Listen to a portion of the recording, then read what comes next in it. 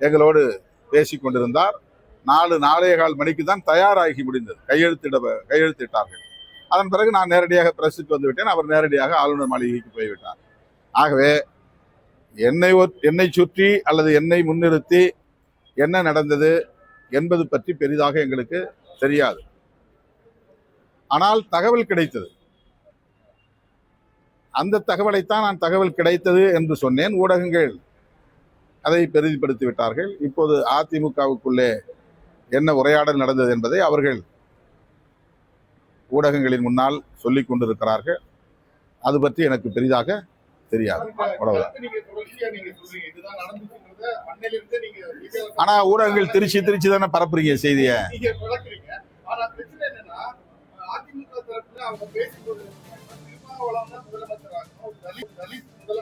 அது அவங்க ஸ்ட்ராட்டஜிங்க, அவங்க ஸ்ட்ராட்டஜி.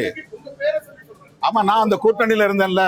நான் திமுக, நான் ஒன்னும் தாவேகா கூட்டணியில் இல்ல, வேற எந்த கூட்டணியில் இல்ல. அதுதாங்க எனக்கு தெரியாதுல. அதிமுக வந்து எங்களுக்கு திமுக கூட்டணியில நாங்க இருக்கிறதுனால அவங்க அதை பத்தி பேசியிருப்பாங்க, அவ்வளவுதான். அது திமுக காரண்ட போய் கேளுங்க. விசிக அலுவலகத்திற்கு வந்த சோஃபா முன்பே ஆர்டர் செய்தது என முதலமைச்சர் விஜய் வழங்கவில்லை என்றும் விசிக தலைவர் திருமாவளவன் செய்தியாளர்கள் சந்திப்பின் போது தெரிவித்திருக்கிறார். இதனை நாம் அண்மை செய்தியாக பார்த்து வருகிறோம். விசிக தலைவர் திருமாவளவன் செய்தியாளர்கள் சந்திப்பில் பேசியதை நேரலையில் பார்த்தோம். அப்போது பல்வேறு விஷயங்கள் பற்றி குறிப்பிட்டிருக்கிறார். விசிக அலுவலகத்திற்கு வந்த சோஃபா முன்பே ஆர்டர் செய்தது என்றும் முதலமைச்சர் விஜய் வழங்கவில்லை என்றும் அவர் குறிப்பிட்டிருக்கிறார். விசிக தலைவர் திருமாவளவன் செய்தியாளர்கள் சந்திப்பில் பேசியதை நாம் நேரலையில் பார்த்தோம். அப்போது பல்வேறு விஷயங்களை குறிப்பிட்டிருக்கிறார். விசிக அலுவலகத்திற்கு வந்த சோஃபா முன்பே ஆர்டர் செய்தது என்றும் முதலமைச்சர் விஜய் அதனை வழங்கவில்லை என்றும் அவர் குறிப்பிட்டிருக்கிறார். மகளிர் உரிமை தொகை விரைவில் வழங்கப்படும் என்று நம்புவதாகவும் திருமாவளவன் தெரிவித்திருக்கிறார். விசிக தலைவர் திருமாவளவன் செய்தியாளர்கள் சந்திப்பில் பேசியதை நாம் நேரலையில் பார்த்தோம். அப்போது பல்வேறு விஷயங்களை குறிப்பிட்டிருக்கிறார். விசிக தலைவர் திருமாவளவன் செய்தியாளர்கள் சந்திப்பில் பேசியதை நாம் நேரலையில் பார்த்தோம். அப்போது பல்வேறு விஷயங்களை அவர் குறிப்பிட்டிருந்தார்.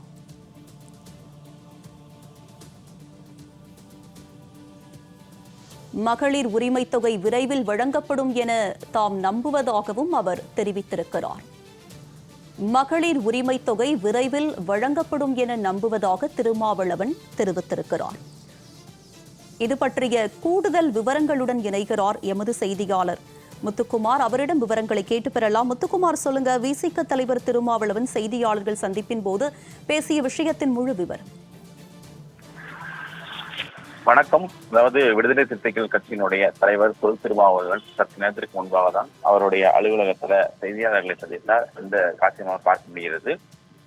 அதாவது பத்திரிகையாளர்கள் எழுப்பிய கேள்விகளுக்கு ஒரு சில பதில்களை அளித்திருந்தார். அதன் அடிப்படையில இந்த மாதம் வழங்கக்கூடிய அந்த மகளிர் உரிமை தொகையில விரைவில் தமிழ்நாடு அரசு வழங்கப்படும் என ஏற்கனவே தமிழக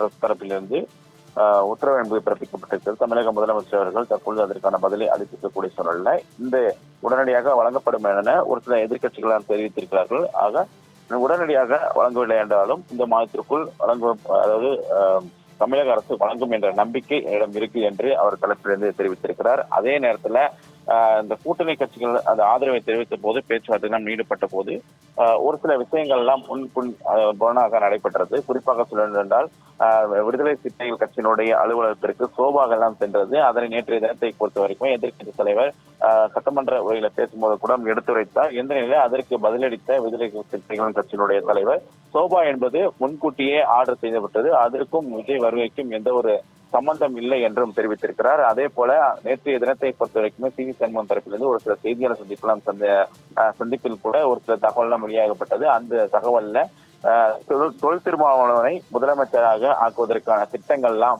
பேச்சுவார்த்தைகள் எல்லாம் நடைபெற்றதாக கூறப்பட்டிருந்தது. ஆனால் அதற்கும் எனக்கும் எதுவும் தெரியாது என்றும் தற்பொழுது அவர் மறுத்து பேசியிருக்கிறார்.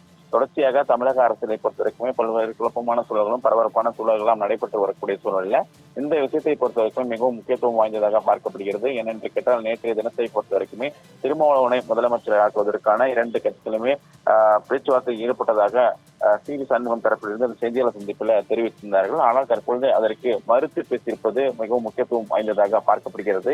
அதே போல சோபா விஷயம் மிகப்பெரிய ஒரு பேசு பொருளாக இருந்தது. நேற்றைய தினத்தில் சட்டமன்றத்தில் மிகப்பெரிய ஒரு பேசு பொருளாக இருந்தது. அதே போல ஆளுங்கட்சி, அதாவது எதிர்கட்சியில கூட்டணியாக இருக்கக்கூடியவர்களும் விமர்சனங்களும் செய்திருந்தார்கள். ஆனால் ஏற்கனவே இந்த திமுக கூட்டணி இருக்கக்கூடிய விடுதலை சிறுத்தைகள் கட்சியின் திருமாவளவன் தற்பொழுது அதனை மறுத்து பேசியிருக்கிறார். சோபாவிற்கும் அதற்கும் எந்த ஒரு சம்பந்தமும் இல்லை என்ற ஒரு தகவலையும் அவர் தரப்பிலிருந்து இந்த செய்தியாளர் சந்திப்பினுடைய கேள்விக்கு அவர் பதிலளித்திருப்பது மிகப்பெரிய முக்கியத்துவம் வாய்ந்ததாக பார்க்கப்படுகிறது. விரிவான விவரங்களுக்கு நன்றி முத்துக்குமார்.